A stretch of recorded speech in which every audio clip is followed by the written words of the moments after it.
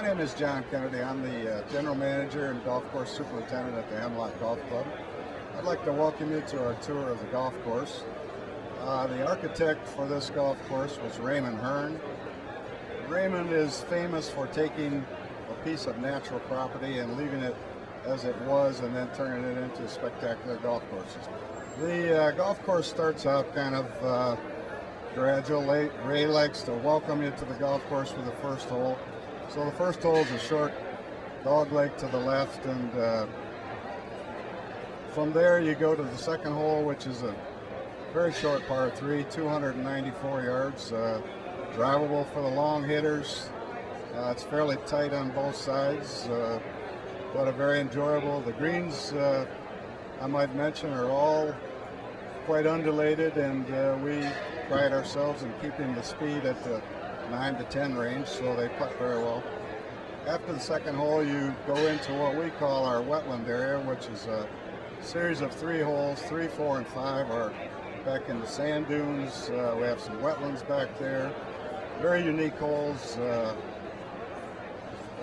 third hole is another short par 4, 310 yards with sand completely surrounding the green, so it takes a very nice shot. If you expect to drive that hole, you've got to be very accurate. After the fifth hole, which is a par 3 over some wetland, we have our only par 5 on the front 9. It's the sixth hole. It's about 530 yards long, short or dog leg to the left.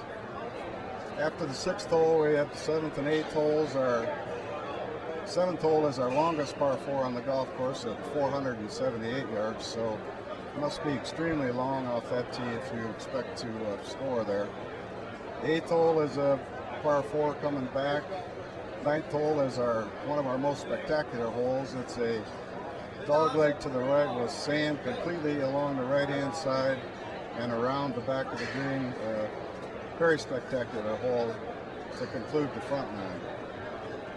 After going to the clubhouse and having one of our clubhouse manager claims it's the best hot dog this side of Wrigley Field for lunch, and the back 9 is probably our most spectacular. All of our signature holes are on the back 9. The 10th hole is another welcome hole to the 9. It's a fairly easy par 4. From there we go to our back-to-back par 5s. The 11th hole is probably one of my favorites. It's a 490-yard par 5, but the green is very severe. There's a bunker in front of the green that's about 40 feet deep. Just an outstanding golf hole. From there we go to the 12th hole, which is the hole that everybody talks about when they come to the Hemlock. It's Ray Hearn designs a split fairway hole on pretty much all of his courses. This one is a par 5 with a giant sand dune in the middle. Both sides are fairly narrow. Sand all the way along the right side. The green has got sand around it. It's probably one of our smallest greens on the golf course. The greens complex here is very, very beautiful. It's back in the sand dunes, wooded. From there we go to our next hole, which is another one of our signature holes. The 13th hole is a par 3 with a elevation change of about 60 feet from the tee down to the green. It also has the largest green that we have on the golf course at approximately 10,000 square feet, so you can have putts that are 40, 50, 60 feet long very easily. Truly one of our more memorable holes. 14th hole is a short par 4 through the woods and through the sand. 15th hole is another par 3 with a dramatic elevation change from the tee down to the green. It's fairly short, 145, 150 yards, but it's another memorable hole that everybody enjoys every time they come. And then 16, 17 are also very nice holes just coming back towards the clubhouse.